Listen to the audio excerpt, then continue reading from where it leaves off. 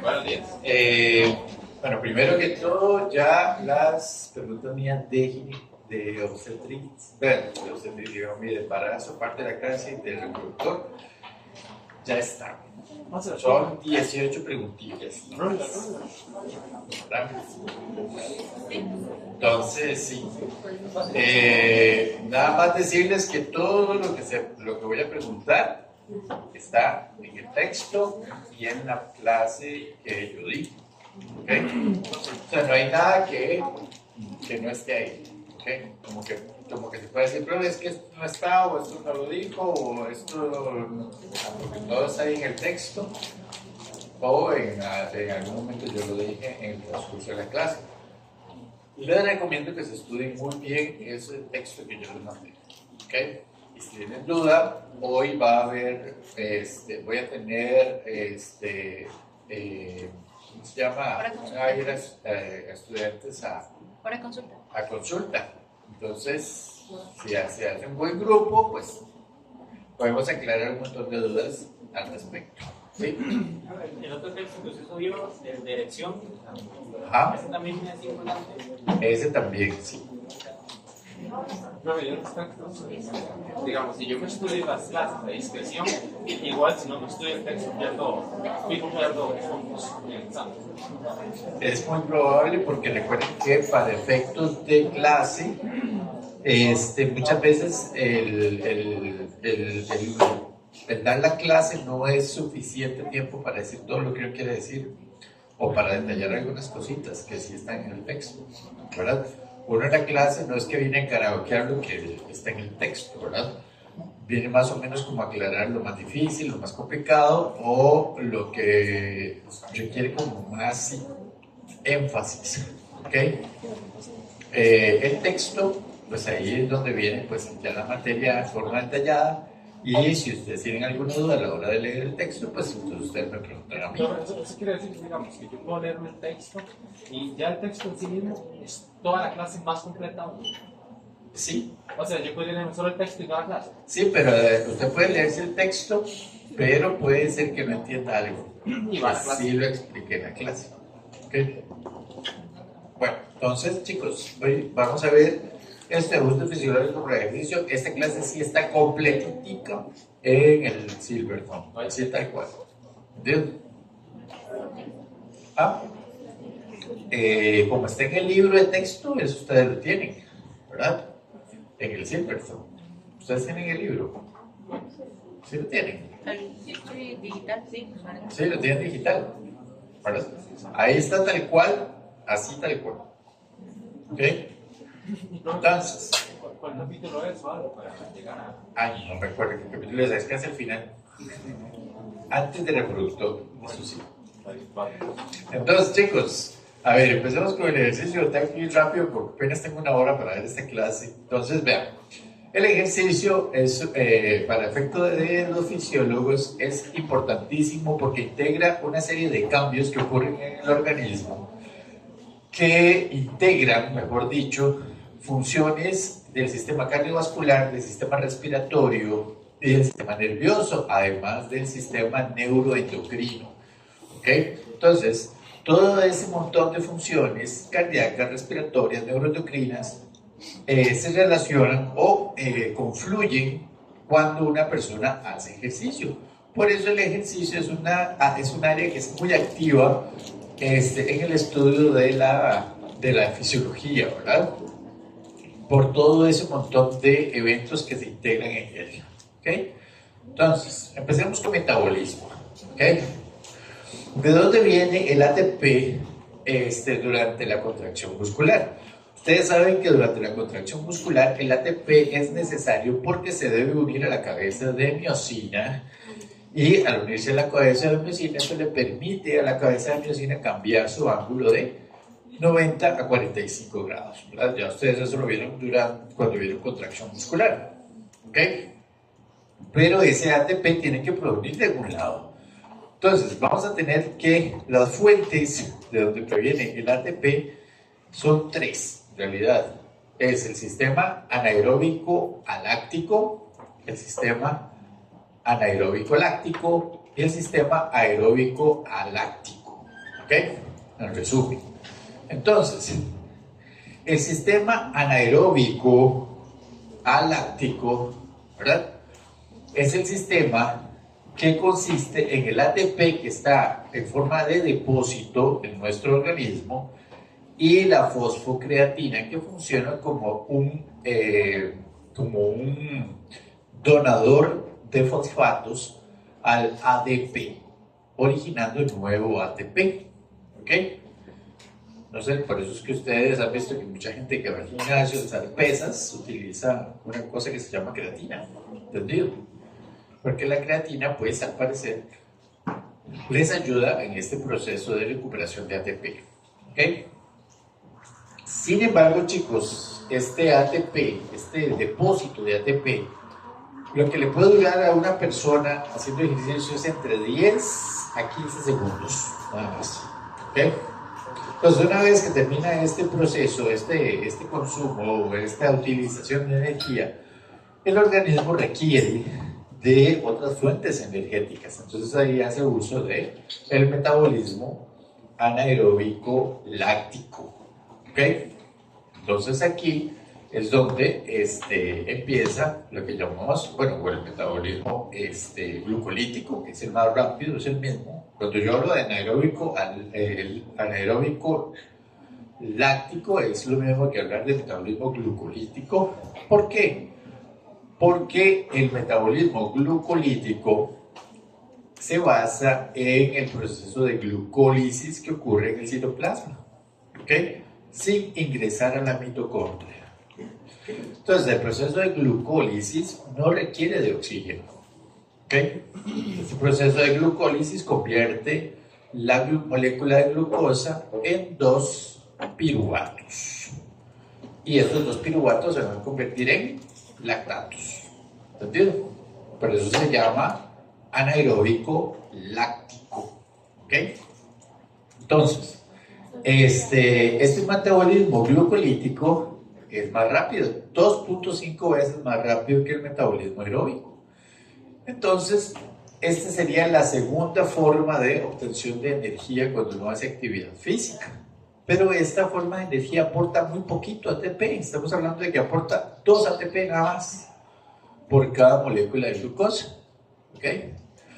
Entonces, si las demandas del ejercicio se incrementan o la intensidad del ejercicio se incrementa o la duración del ejercicio se incrementa, entonces pues se van a requerir fuentes más grandes de energía. Entonces ahí iniciamos con el metabolismo oxidativo. El metabolismo oxidativo implica un proceso de glucólisis a nivel citoplasmático, pero luego esta glucólisis va a generar piruvatos y estos piruvatos sí van a ingresar a la mitocondria. ¿Ok? Y una vez que ingresan a la mitocondria, entonces se inicia en el metabolismo que se llama metabolismo aeróbico aláctico, ¿verdad? Porque es aeróbico porque está utilizando oxígeno y es aláctico porque ya no se está produciendo lactato. ¿Entendido?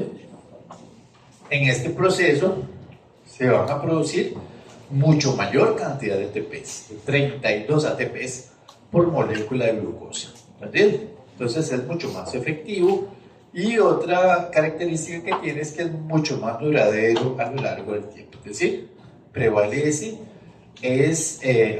por más tiempo y es el metabolismo por excelencia durante las actividades a largo plazo, como por ejemplo la maratón o el ciclismo de pista, una cuestión así. Pero, digamos, solo para confirmar, la glucólisis estaba previa a todo este metabolismo aeróbico, ¿verdad? Sí, es decir, los procesos siempre se van a dar en ese orden, chicos. Cada vez que uno hace una actividad física, siempre el proceso es el mismo. Inicia con anaeróbico aláctico, luego anaeróbico láctico y luego aeróbico aláctico. ¿Ok? Anaeróbico aláctico. Sí, el primero que dije. Y luego ahí se puede desviar, ¿verdad? A anaeróbico láctico o aeróbico. No, sigue en ese orden, siempre. Lo que pasa es que yo no puedo decir, aquí llegó el anaeróbico a láctico y aquí empezó el anaeróbico láctico, no, sino que se traslapa. ¿Entiendes? Hay un traslape entre uno y otro. ¿Ok? Profe, Sí. ¿me podría repetir el último mecanismo, por favor? El último del proceso, digamos. Luego del glucolito. El aeróbico aláctico. Aquí en el aeróbico aláctico es cuando la glucosa, la molécula de glucosa, va a sufrir glucólisis y va a dar como resultado 2 piruvatos. Pero estos piruvatos no se van a convertir en lactatos, sino que van a ingresar a la mitocondria, a lo que es el ciclo de Krebs, a la fosforilación oxidativa, y ahí sí se va a requerir oxígeno. ¿Ok? Entonces aquí sí se van a producir más ATPs, 32 ATPs. ¿Ok? Otra característica de este metabolismo oxidativo es que también puede utilizar grasas, y las grasas comienzan a utilizarse más o menos a la media hora de que ya uno empieza a hacer actividad física. ¿Ok? Entonces no crean ustedes que al principio del ejercicio ya estoy quemando grasas. No, chicos, se necesita un tiempito para que las grasas comiencen a metabolizarse. ¿Ok? Las grasas sí aportan muchísimo ATP, muchísimo, porque va a depender del tamaño de la cadena del ácido graso, ¿verdad? Pueden aportar un montón, 300, 400 ATPs, un montón. ¿Ok? Sí. Entonces el glucolítico es más rápido pero es menos eficiente. Exactamente. Y el oxidativo genera 32. Genera 32 por molécula de glucosa, ¿ok? Pero no estoy hablando todavía de la molécula de ácido graso, que produce todavía más ATPs. Un montón más, pero no puedo decirles cuántos porque va a depender de la longitud del ácido graso, ¿ok? De la cadena de carbonado, ¿ok? Entonces,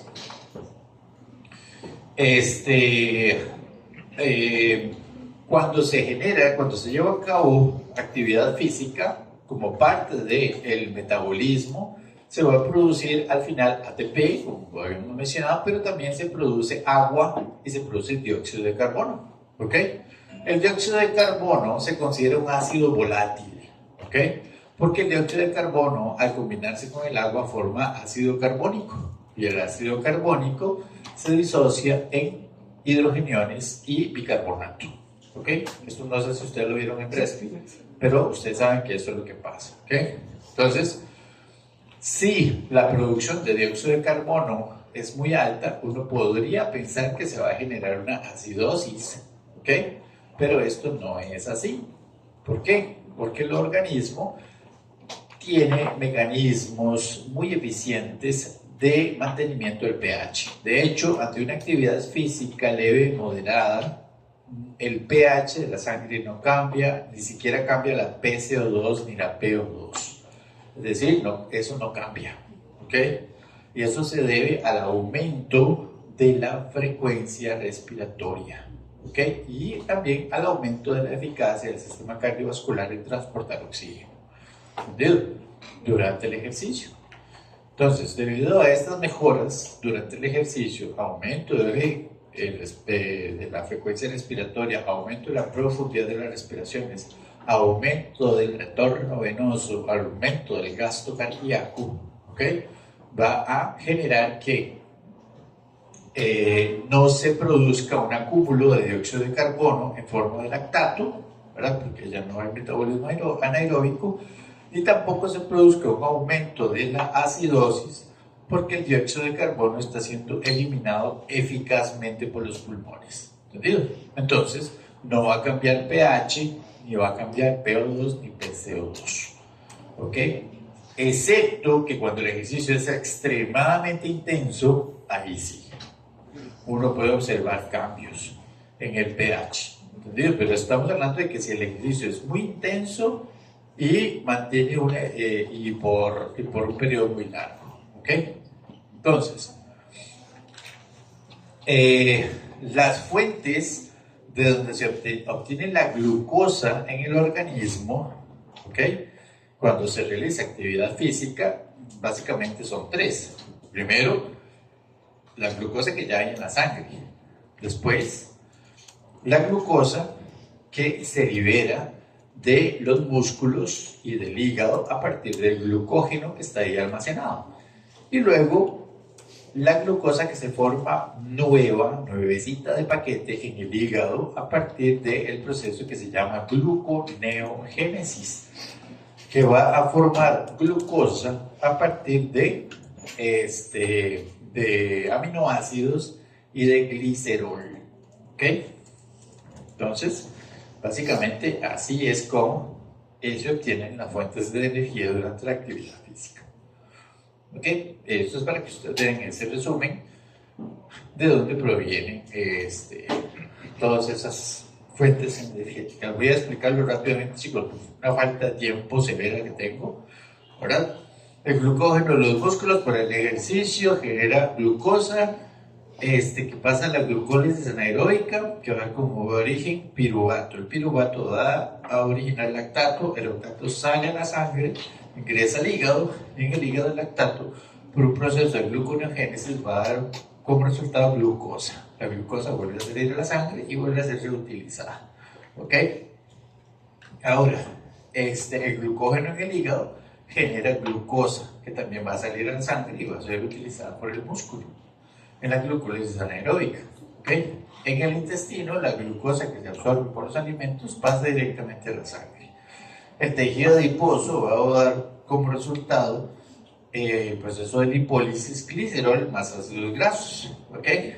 El glicerol más ácidos grasos, específicamente los ácidos grasos, ingresan a la sangre y los ácidos grasos, por beta oxidación, va a dar como resultado acetil-CoA, que ingresan a la fosforilación oxidativa. ¿Okay? Los ácidos grasos, chicos, no pueden ser metabolizados en forma anaeróbica, ¿okay? En el organismo, solamente en forma aeróbica. Se requiere oxígeno. Si no hay oxígeno, el ácido graso no le puede hacer, no pasa nada. ¿Okay? El glicerol, como les dije hace un rato, ingresa un proceso que se llama gluconeogénesis y va a dar como origen glucosa. ¿Okay? Al igual que ciertos aminoácidos, también va a dar por el proceso de gluconeogénesis glucosa. Esa glucosa que se forma en el hígado entra a la sangre y de la sangre entra al músculo. ¿Okay? Profe, la misma enzima que cataliza piruvato a glucosa cataliza el glicerol a glucosa. Es que la flecha lleva a la otra flecha. No son sistemas enzimáticos diferentes. Aquí lo único que está diciendo es que de piruvato a glucosa, de glicerol a glucosa y de aminoácidos a glucosa es gluconeogénesis. ¿Ok? Ahora, a nivel de los pulmones ocurre el intercambio de oxígeno y de dióxido de carbono. El oxígeno es necesario en la fosforilación oxidativa, ¿ok? En el metabolismo aeróbico, ¿ok? Y a partir de estos procesos de la glucólisis anaeróbica y de la fosforilación oxidativa se va a originar ATP, ¿ok? Y de ahí ya ustedes saben para qué sirve ese ATP, ¿ok?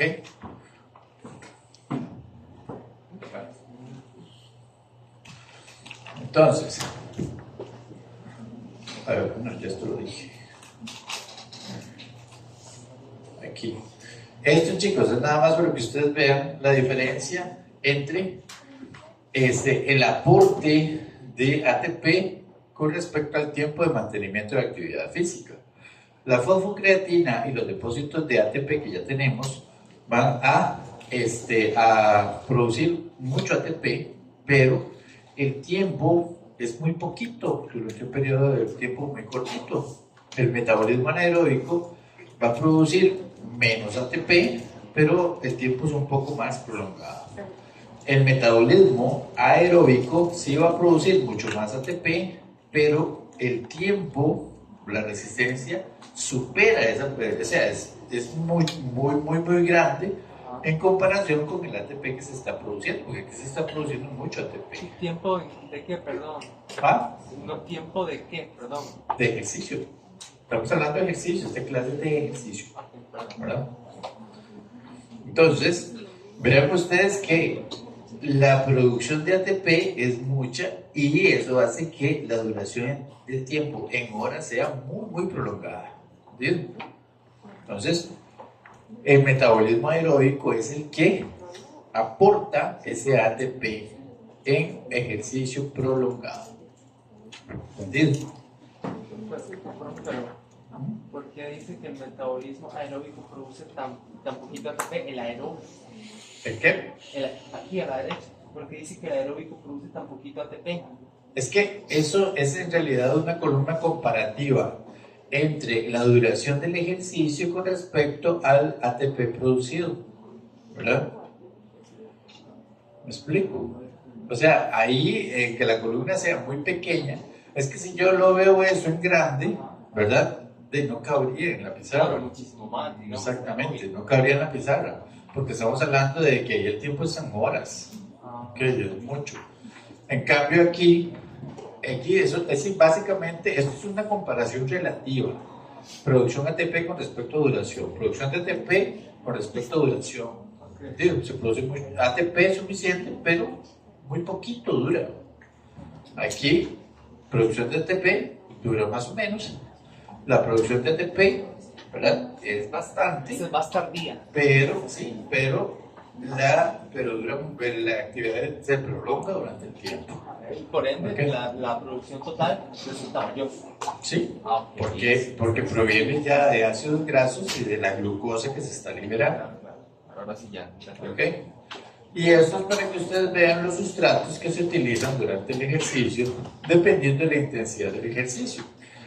Si la intensidad del ejercicio aumenta, ¿ok? Aquí estamos en reposo y comienza a aumentar en porcentaje del periodo máximo, vean ustedes que si el sustrato usado por el músculo inicialmente va a ser grasa, ¿verdad? Principalmente grasa y carbohidratos en segundo lugar, ¿ok? Pero conforme la intensidad del ejercicio se va incrementando, ¿verdad? Ven ustedes que las grasas se utilizan menos y los carbohidratos se utilizan más, ¿ok? ¿Y esto por qué es así? Porque si aumenta la intensidad del ejercicio, el ejercicio se va volviendo cada vez más anaeróbico, ¿verdad? Se van utilizando fibras que utilizan metabolismo anaeróbico. ¿Cuáles fibras son esas?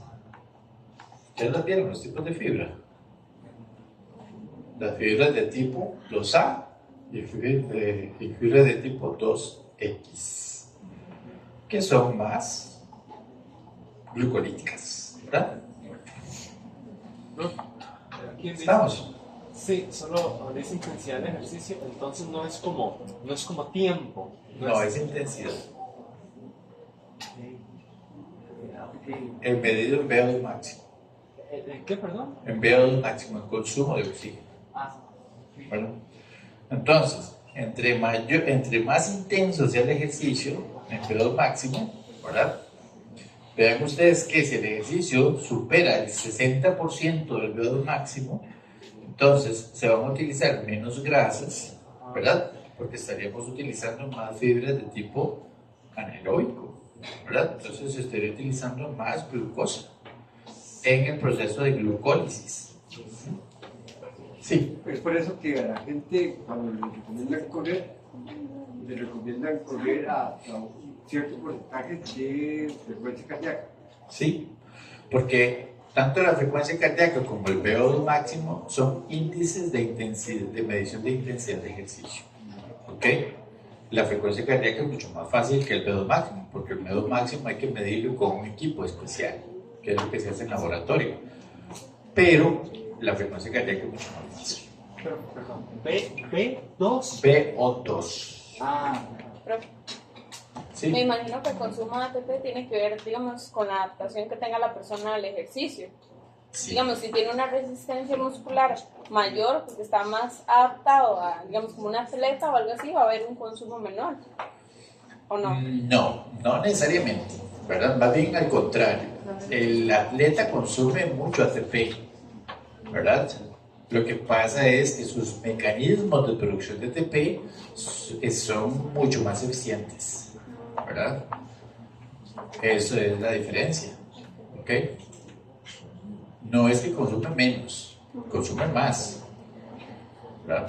Chicos, no me gusta ponerme a mí en comparación, ¿verdad? Yo sí hago mucho ejercicio, ¿verdad? Y mi consumo de oxígeno es muy alto. Mi consumo de oxígeno es bastante alto. O sea, la tasa metabólica mía me la dieron el año pasado y era de 4.300 kilocalorías. ¿Qué Ah. ¿Para ni subir ni bajar de peso?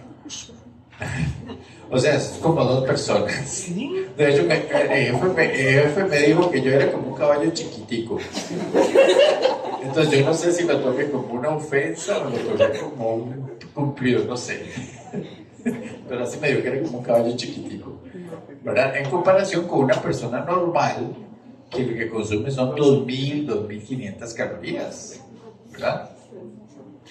Entonces, ¿a qué se debe eso? A que con la actividad física que uno realiza, el organismo se adapta, ¿verdad? Y eso se debe al aumento de masa muscular y al mejoramiento de los sistemas y a la eficacia de los sistemas enzimáticos, ¿verdad? Sí. Creo que con eso que usted decía, entonces, digamos, entre más ejercicio haga una persona, en algún momento va a tener que llegar como a ir aumentando la intensidad para que verdaderamente le vaya funcionando. Sí, Por eso es que se hace. exactamente, exactamente. Es decir, si usted se mantiene en uno solo, su cuerpo se adapta a esa actividad física y llega un momento que ya el ejercicio no le hace nada, ¿verdad?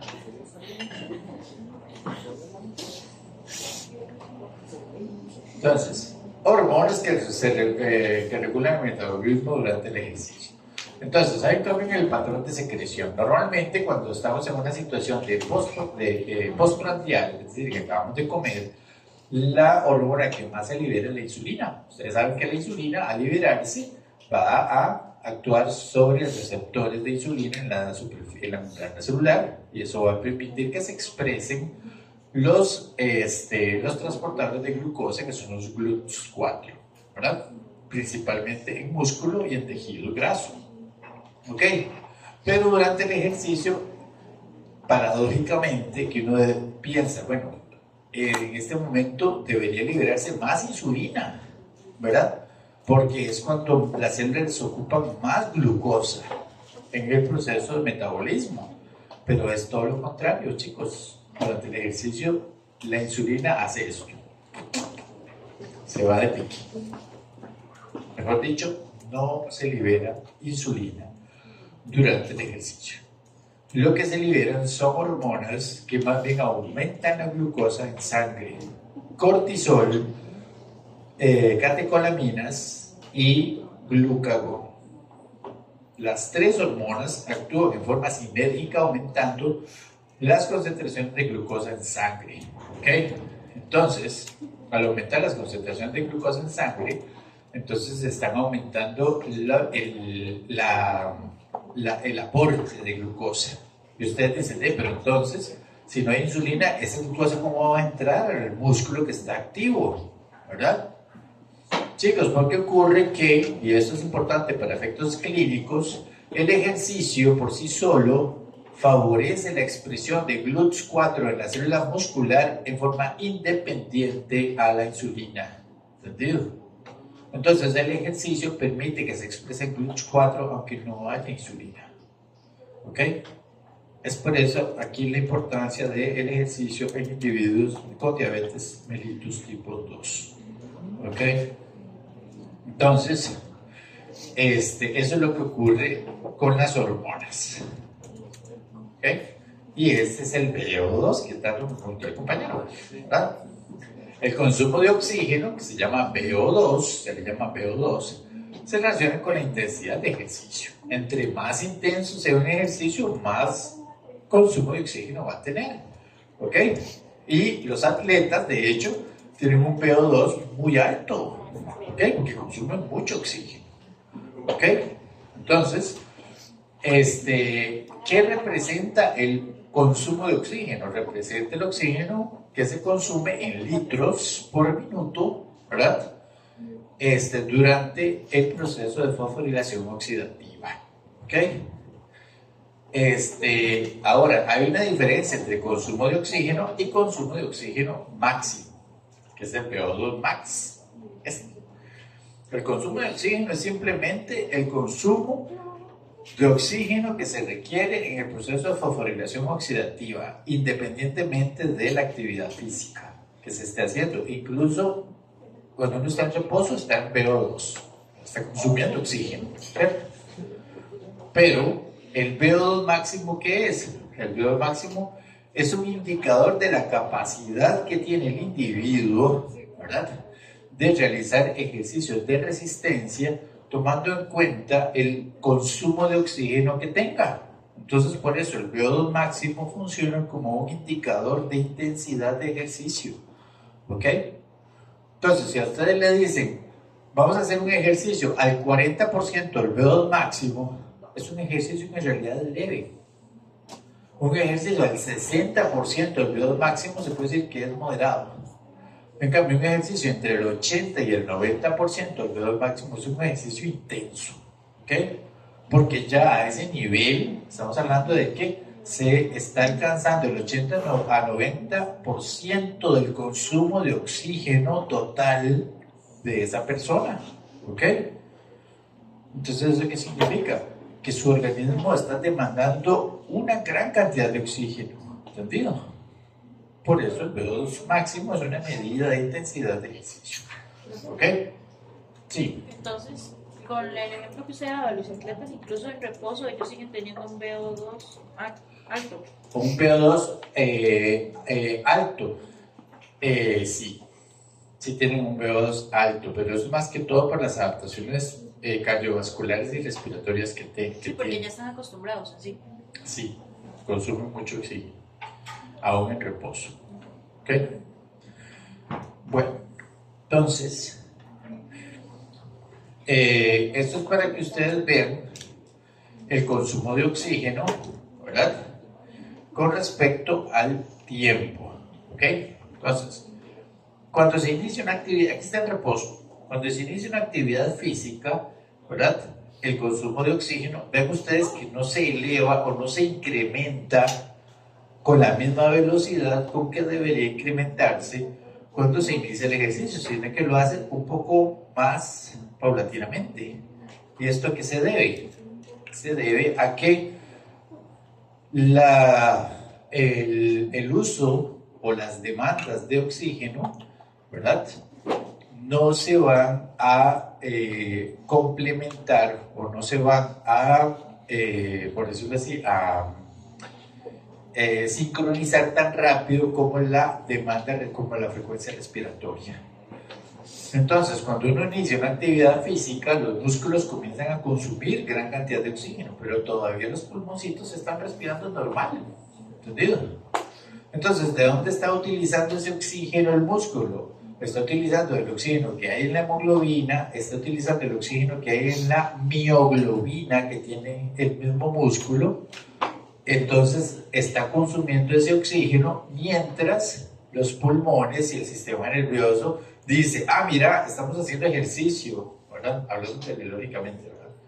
Entonces, por eso es que esto ocurre así, ¿ok? Ya cuando se sincronizan los sistemas, la demanda de oxígeno con respecto al consumo de oxígeno, vamos a estar en una meseta. Y aquí podemos mantener la actividad física en forma. Va a depender del momento en que llegue la fatiga, ¿verdad?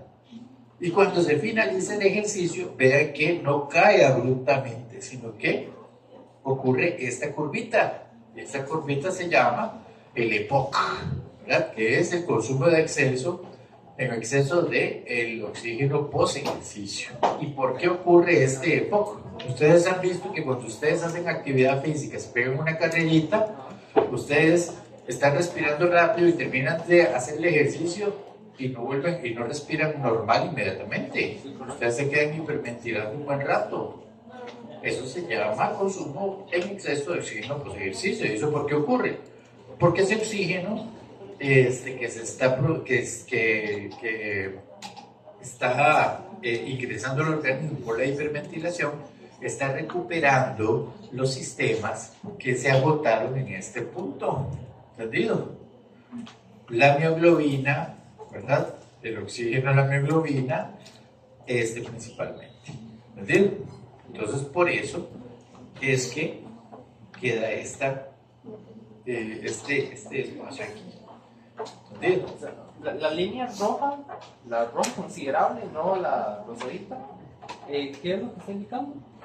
Lo que está indicando es la velocidad en que aparece, ¿verdad? El consumo de oxígeno conforme se inicia la actividad física.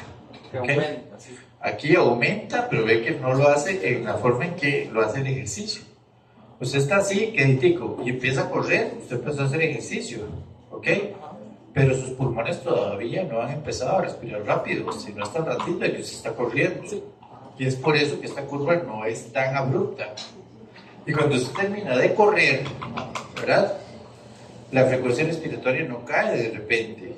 O sea, si usted se queda de pie de un solo tiro, la frecuencia respiratoria no es que vaya usted a respirar normalmente. Usted queda adiando un buen rato. ¿Por qué? Porque ocurre esto. Es un exceso de oxígeno porque está recuperando lo que usted gastó aquí. Sí, las reservas de oxígeno en la hemoglobina. Ajá, exactamente. Sí. Entonces se podría decir entonces que se está sustituyendo el oxígeno que ya gasté, para así decirlo, Se como una está recarga, reponiendo lo que gasté. como una recarga, sí. Exactamente. Sí. Profe, esa meseta se mantiene en el tiempo si usted no modifica la intensidad del ejercicio. Exactamente. Y eso va a depender también de la capacidad que tenga el individuo de hacer actividad física, ¿verdad? Si usted es una persona entrenada, pues eso va a durar un buen rato.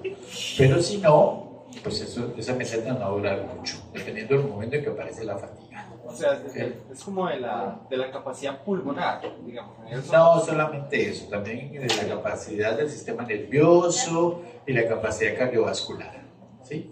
Profe, me imagino que con o sea, como paréntesis, con el ciclo menstrual eso varía. Sí. Sí, de hecho hay estudios que se relacionan con la liberación de hormonas en el ciclo menstrual en la mujer y cómo interactúan o cómo afectan el ciclo menstrual con respecto a la utilización de metabolitos energéticos, ¿verdad? Bueno, ¿cuáles factores limitan el ejercicio? Chicos, yo estoy hablando y ni siquiera me fijo en la hora, Dios. ¿A qué se qué es? Híjole. Entonces, ¿cuáles son los factores limitantes del ejercicio? Bueno, primero que todo, el tipo de ejercicio, ¿verdad? Estamos hablando de que si es un ejercicio aeróbico moderado, pues es un ejercicio intenso. Y también va a depender si es un ejercicio aeróbico o es un ejercicio anaeróbico, ¿verdad?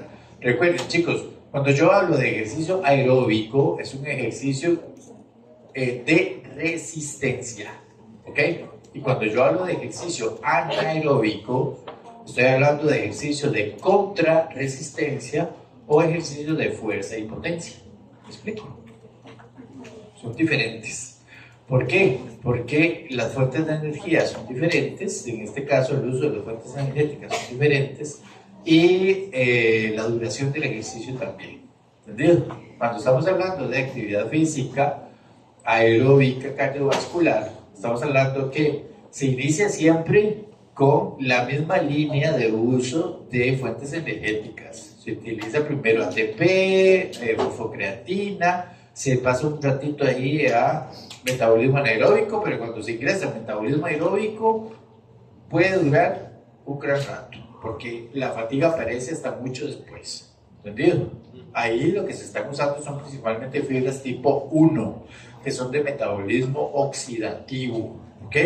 Son fibras que aunque son pequeñas y ejercen menos fuerza, son fibras que tienen gran cantidad de mitocondrias y tienen mucho flujo sanguíneo, ¿entendido? Por lo tanto pueden prevalecer a lo largo del tiempo.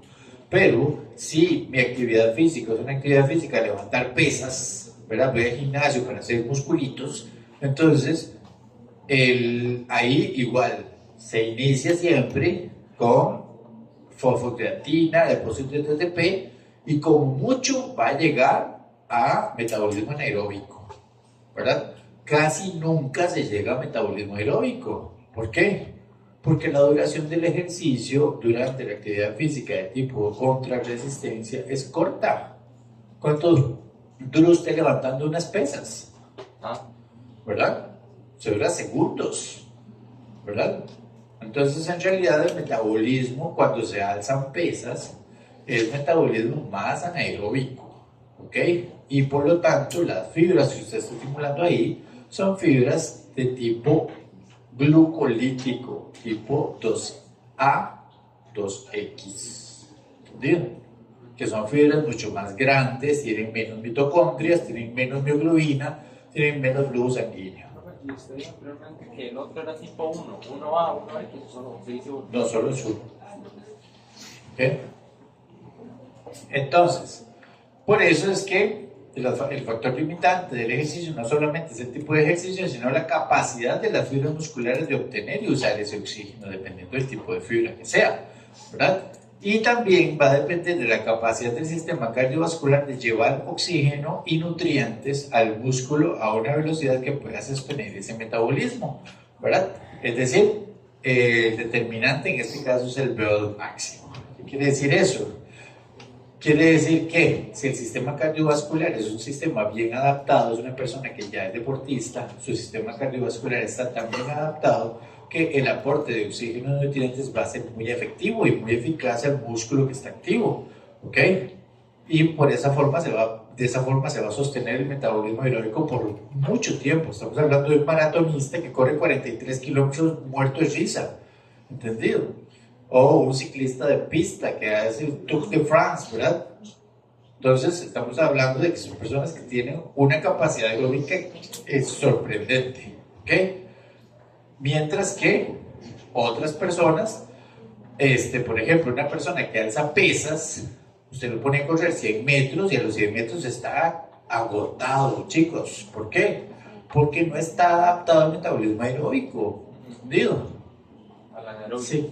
Profe, yo he escuchado por ahí, no sé si será verdad, que también muchas veces tiene que ver con genética el hecho de que usted pueda llegar a desarrollar mejor esta capacidad de llevar, bueno, el oxígeno, ¿es cierto?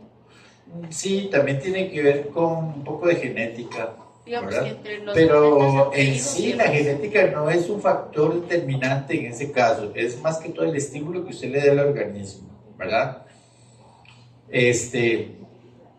Igual usted va a ver personas en el gimnasio que pasan años en el gimnasio y usted ve la misma cosa. Y usted luego ve a un carajillo que entra todo flacuchento y en 2 meses está lleno de músculos.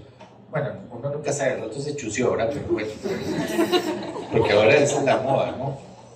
Sí, exactamente. También en el área aeróbica se ponen con más eritrocitos para poder transportar. Sí, pero eso es doping, ¿verdad? Eso es doping. Eso fue lo que hizo Armstrong y por eso lo pescaron. ¿Ok?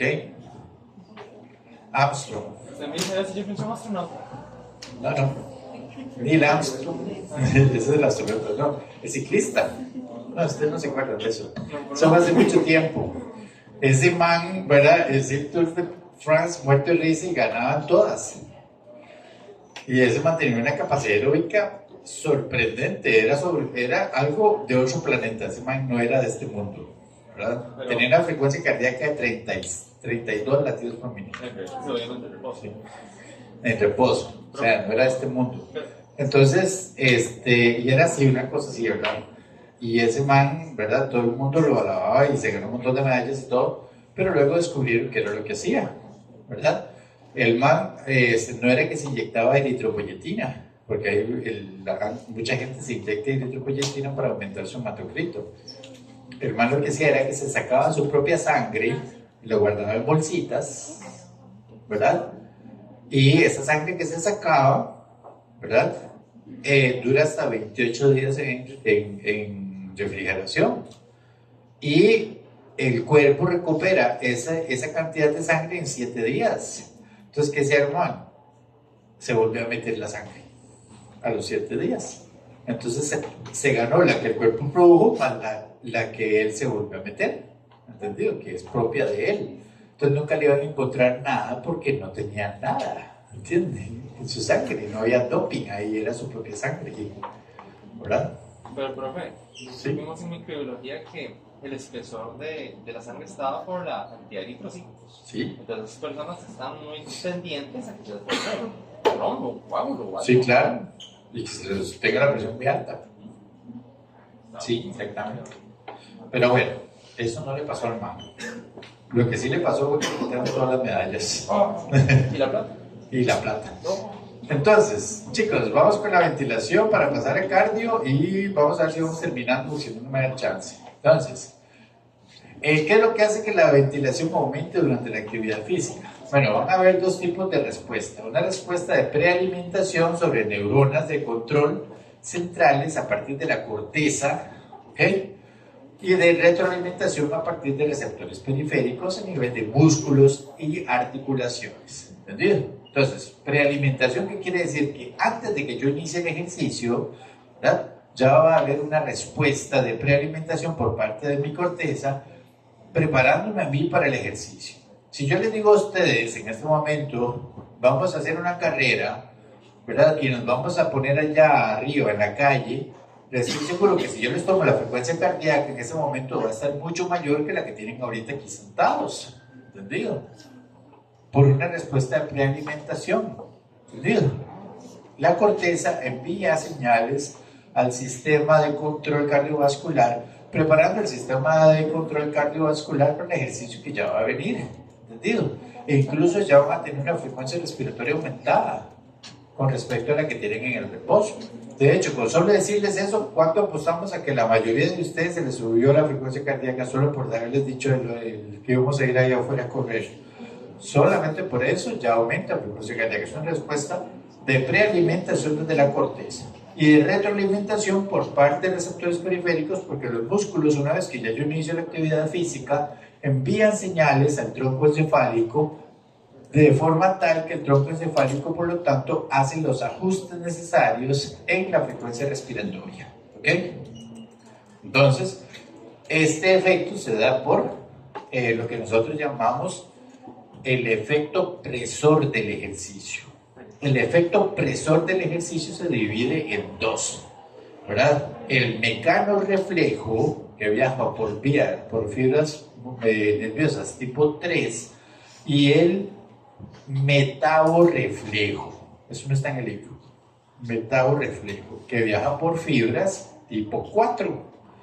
El mecanorreflejo se da por efecto de los mecanorreceptores, ¿verdad?, a nivel respiratorio, que envían una señal a los centros respiratorios, ¿verdad?, dando la señal de que de los centros respiratorios y de los músculos que se están moviendo, de que el organismo está en actividad física y que se requiere una mayor demanda de oxígeno, ¿verdad?, estimulando los centros respiratorios a que aumenten la frecuencia y la profundidad de las respiraciones, ¿ok? Mientras que el metaborreflejo, ¿verdad?, se relaciona con los niveles de dióxido de carbono, de pH y de oxígeno en la sangre. Pero el metaborreflejo, chicos, pues para que se active, tiene que ser una actividad física muy intensa, ¿ok? Normalmente, por el hecho de salir a correr, a dar una vuelta aquí a la UCR, como todo el mundo lo hace, el metaborreflejo no se activa, ¿ok? Tiene que ser una actividad muy, muy intensa, ¿ok? ¿Por qué? Porque si se realiza una actividad muy intensa, el pH sí disminuye, el PCO2 sí aumenta y la PO2 sí disminuye. Y eso va a actuar sobre quimiorreceptores periféricos que van a enviar señales a los centros respiratorios, ¿verdad? Y esos centros respiratorios, al recibir esa señal, van a aumentar la frecuencia respiratoria, ¿ok? Por quimiorreflejo. Pero para que esos cambios ocurran, como les digo, tiene que ser muy intensa la actividad física, y ahora lo vamos a ver en un gráfico, ¿ok?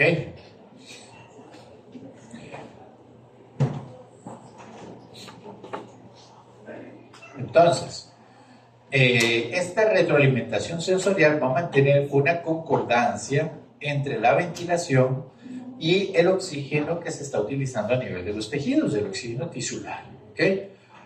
Los quimiorreceptores centrales y periféricos, propioceptores y receptores ubicados dentro del mismo músculo, son los que envían señales a los centros respiratorios, pues para que estos aumenten la frecuencia cardíaca, como ya les dije, ¿verdad? Quimiorreceptores centrales y periféricos serían metaborreflejo, ¿verdad?, y propioceptores y receptores mecánicos en el músculo, y en las articulaciones que se están moviendo es el mecanorreflejo. ¿Ok?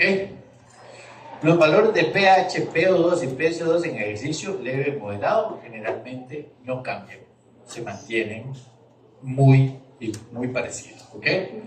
Entonces, ¿qué es lo que causa en sí el aumento de la ventilación al inicio del ejercicio? Primero, el efecto simpático, ¿verdad? El sistema nervioso simpático. Esa es la principal teoría. El efecto del sistema nervioso simpático sobre centros de control corticales que llegan a los centros respiratorios. También se dice que otra teoría son los niveles de potasio durante la actividad física. ¿Ok? Los niveles de potasio aumentan por el hecho de que el músculo y las motoneuronas, al estar en constante actividad, al estar disparando potenciales de acción constantemente y al estar despolarizándose constantemente, están liberando mucho potasio al líquido extracelular. ¿Entendido? Entonces, están aumentando los niveles de potasio. Los niveles de potasio aumentados implican una señal al sistema nervioso central, haciendo que aumente la frecuencia respiratoria. ¿Ok? Y la otra teoría son las señales sensoriales de los mecanorreceptores en el músculo activo, es decir, el mecanorreflejo. ¿Ok? Y esto es para que ustedes vean, chicos, y esto grafiquito para mí es muy interesante, que ustedes vean la relación entre PO2, PO2 arterial, PO2 venosa, PO2 arterial, PCO2 arterial, perdón, y ventilación. ¿Ok? Aquí estamos sin hacer ejercicio. Empezamos a hacer ejercicio de aquí para allá, aumentando la intensidad. Vean que aquí es consumo de oxígeno en porcentaje del máximo, es decir, en PO2 máximo. Entonces, como ustedes pueden ver, chicos, al empezar la actividad física, la PO2 arterial se mantiene en 100%. Y aunque lleguemos a un 80% del PO2 máximo, la PO2 arterial sigue en 100%. Es decir, la saturación de oxígeno de la sangre arterial sigue siendo muy eficaz. ¿Entendido? Ahora, ¿qué pasa con la PO2 venosa? Empezamos en 40 milímetros de mercurio.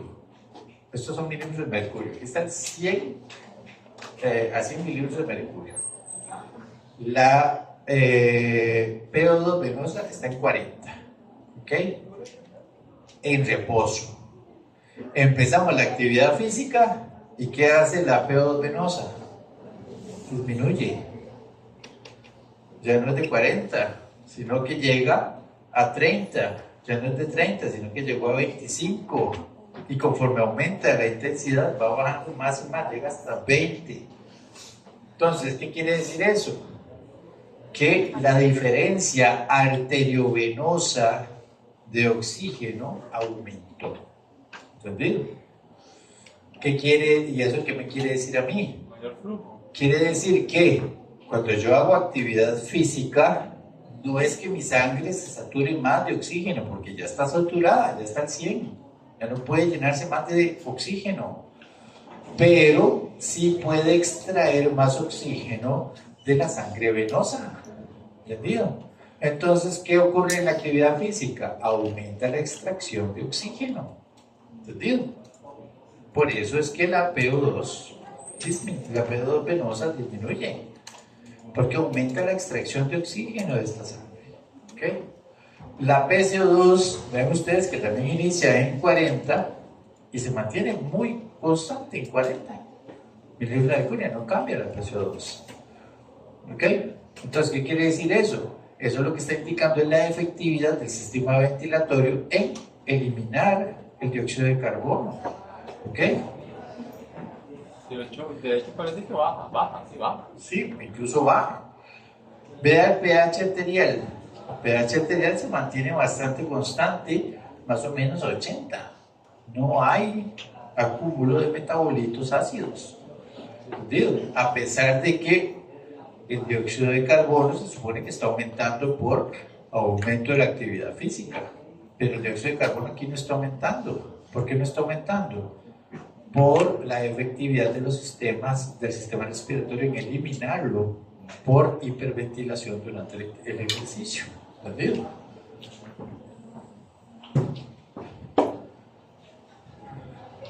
Entonces, bueno, eso ya lo dije. No. Ya. Vamos con respuesta cardiovascular. ¿Qué hora es, chicos? Me quedan 7 minutos. No, 7 no, 17 minutos. Creo que sí lo logramos, chicos. Vamos. Sí podemos. Perdón que vaya tan rápido, pero es que tengo que ir así. Entonces, con respecto al sistema cardiovascular, la respuesta del sistema cardiovascular se da en base a señales provenientes de mecanorreceptores, ¿verdad?, que se encuentran a nivel de los músculos y a nivel de las articulaciones y de la corteza, ¿ok? La corteza motora. Estas señales provenientes de mecanorreceptores periféricos y las señales provenientes de la corteza motora recaen sobre el centro de control cardiovascular. Entonces, ¿eso qué va a hacer cuando recae sobre el centro cardiovascular? Va a aumentar el volumen minuto. ¿Qué es el volumen minuto? El gasto cardíaco. ¿Entendido? Que también se le llama volumen minuto. ¿Ok? Entonces, el gasto cardíaco aumenta drásticamente durante el ejercicio a nivel de los músculos y todavía más en deportistas. ¿Verdad? ¿Sí es el gasto cardíaco? El gasto cardíaco es el resultado de la frecuencia cardíaca por el volumen sistólico. ¿Se acuerdan? ¿Y qué pasa durante la actividad física? ¿Qué pasa con la frecuencia cardíaca? Aumenta. ¿Y qué pasa con el volumen sistólico? Aumenta. ¿Por qué aumenta el volumen sistólico? Mayor contractilidad. Porque aumenta la contractilidad, porque aumenta la distensibilidad, porque aumenta la presión de llenado, porque aumenta la precarga. ¿Entendido? Entonces todo eso va a producir un aumento del volumen telediastólico y una disminución del volumen telesistólico. ¿Verdad? ¿Ustedes vieron eso, verdad? Díganme que sí, por favor. ¿Ah? Sí, profe, estudió cardio. Qué mala memoria tengo, chicos. Bueno, eso. Yo me quedé así como, wow, así, ya me acordé. Entonces, chicos, eso es lo que pasa. Eso es lo que pasa en el ejercicio, ¿verdad? Aumenta el volumen sistólico, ¿verdad? Entonces, al aumentar el volumen sistólico, aquí hay una cosa, chicos, que necesito que quede muy clara. Vean, y chicos, perdón, pero voy a tener que hacerlo. Yo sé que si es el control, voy a tener que rayar. Ustedes saben que no me gusta, pero porque pierdo mucho tiempo. No, pero es algo. Pero necesito explicarte, pero estaban, no sé cuándo.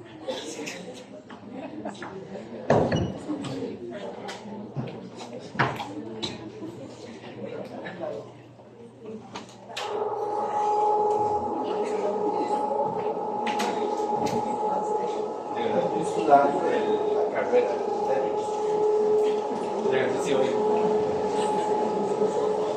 Presión arterial. La presión arterial está determinada si cuando se hace ejercicio, chicos.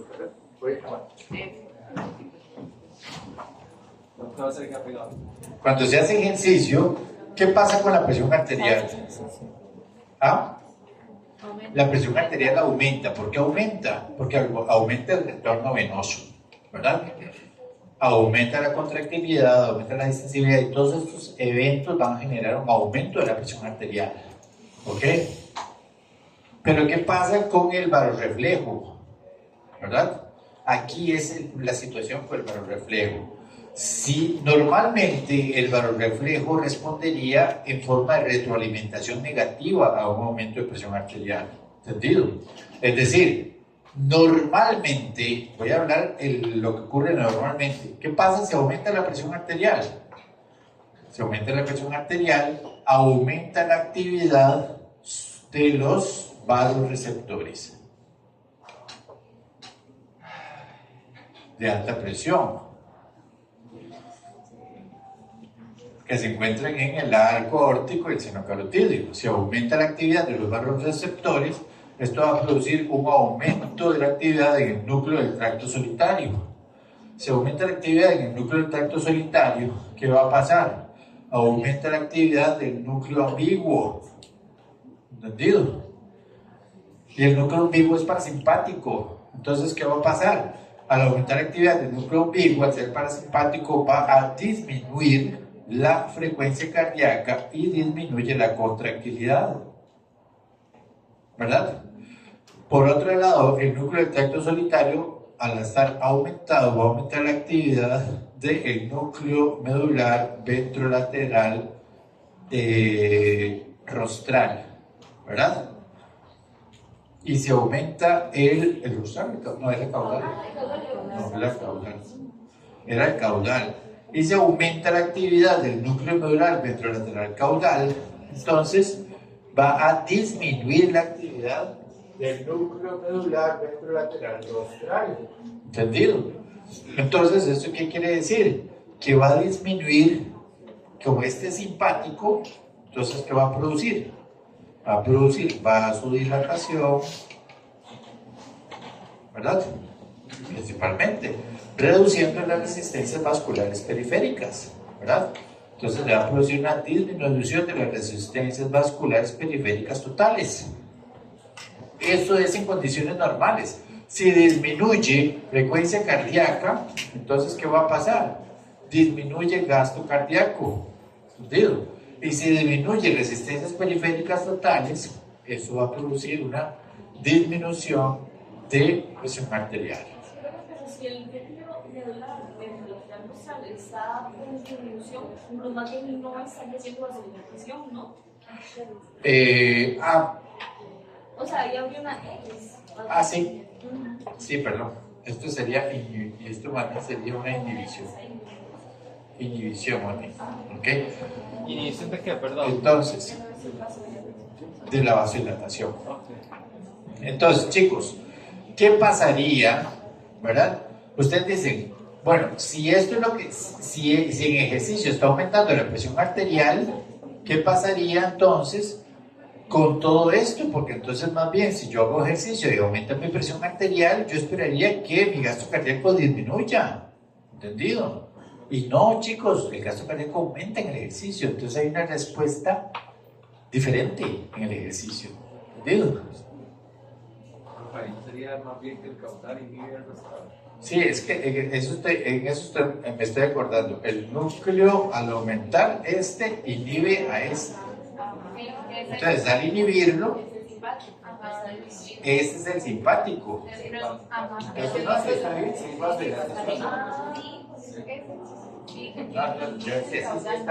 porque al ser este simpático, no está produciendo vasoconstricción, está produciendo vasodilatación. No, entonces ahí hay que ponerle un menos del NMV. Sí, aquí sí.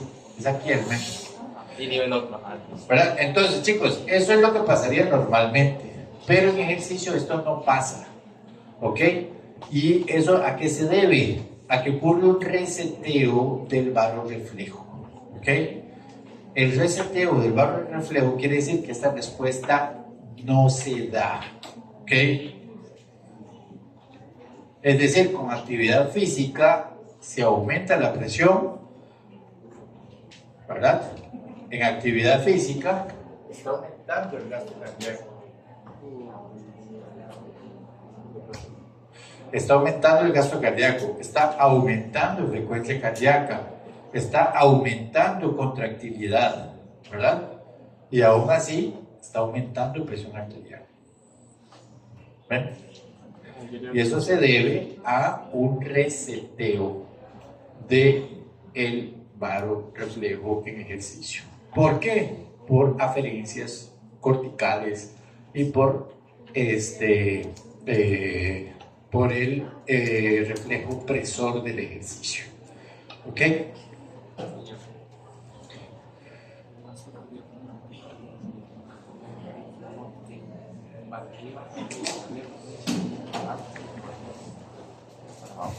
¿Tienes acá? Sí.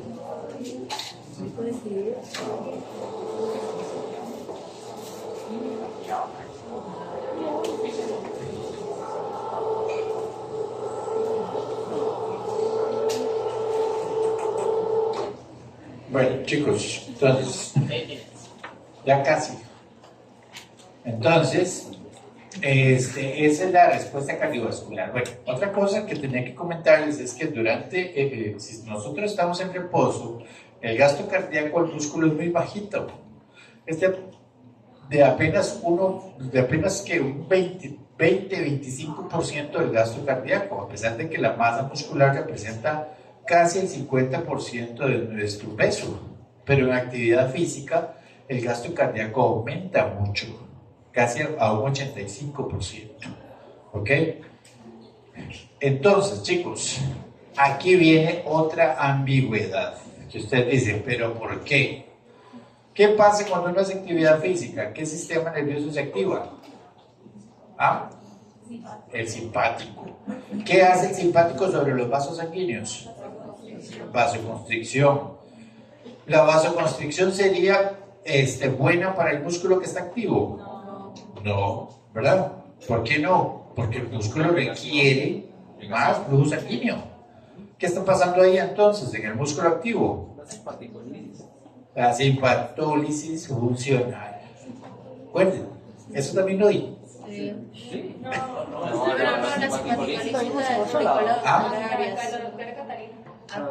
Excelente. Entonces lo que se da la simpatólisis funcional, chicos.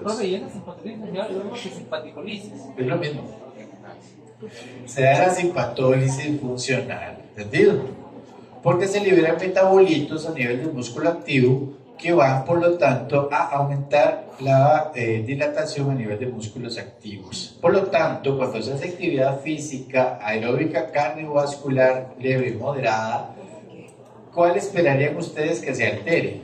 ¿El gasto cardíaco o las resistencias vasculares periféricas? Las resistencias vasculares.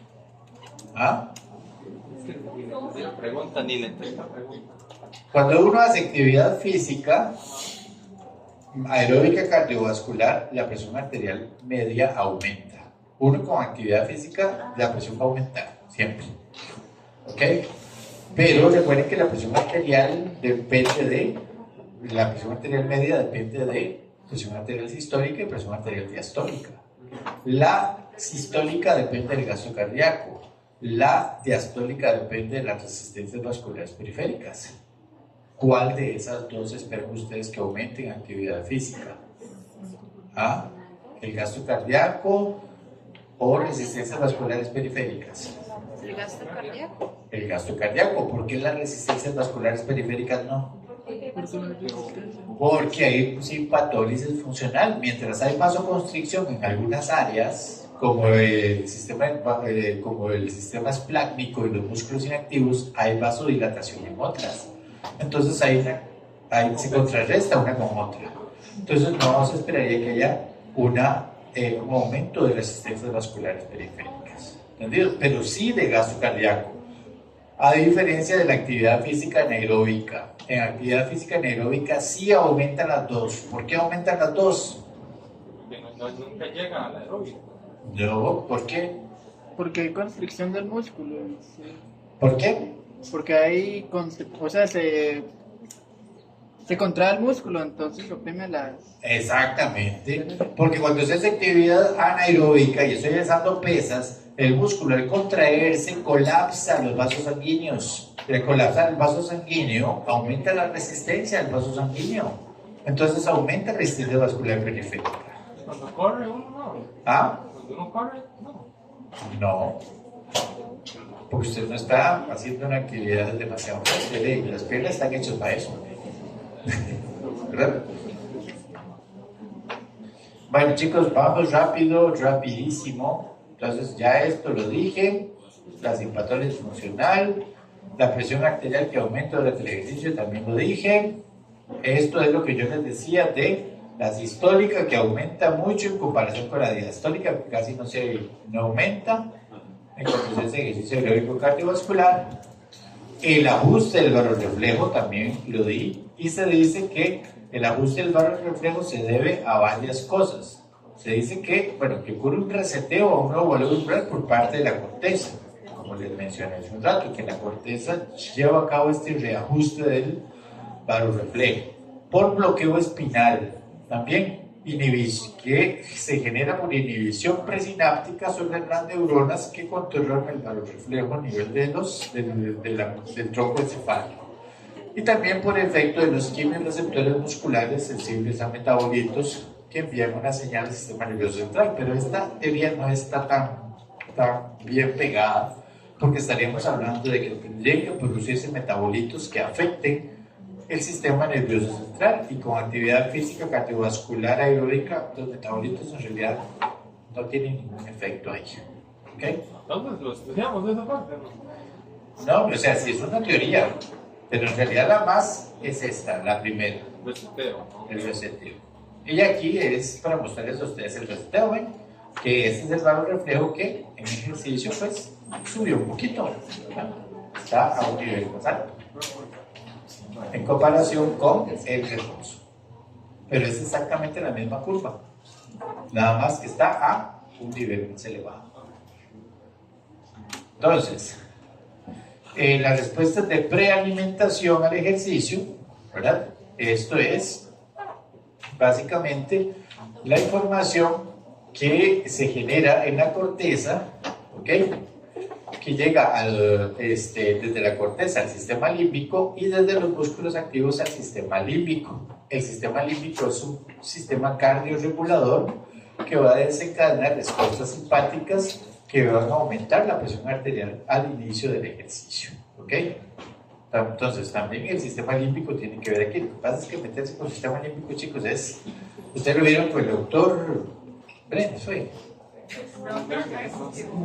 O conmigo. No sé. Con algún profesor lo tuvieron que ver. Sistema nervioso. Pero el sistema límbico no. Y con respecto a regulación de la temperatura, chicos, ya estamos sobre tiempo, pero nada más regulación de la temperatura.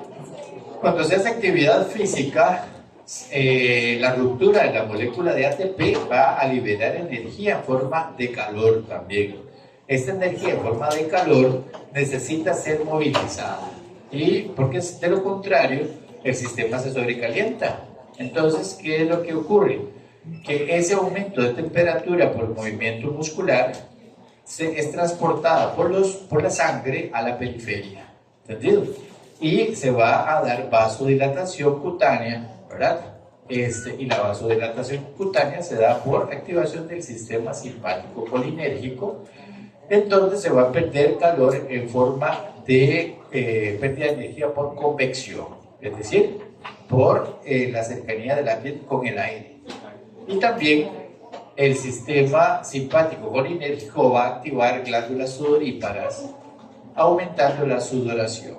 La sudoración, ¿verdad?, es un líquido hipotónico. El sudor es un líquido hipotónico que al depositarse sobre la piel y evaporarse permite la pérdida de energía por este proceso de evaporación. No es que el agua que uno produce va a enfriar el sistema, chicos, no. Es la evaporación que permite esto. ¿Ok? Entonces, chicos, eso es lo que regula la temperatura durante el ejercicio. Recuerden, sudoración y convección. Y ya la parte de salud, en realidad no viene al caso, nada más. Esto lo dejamos en realidad. Ya eso no importa. No importa.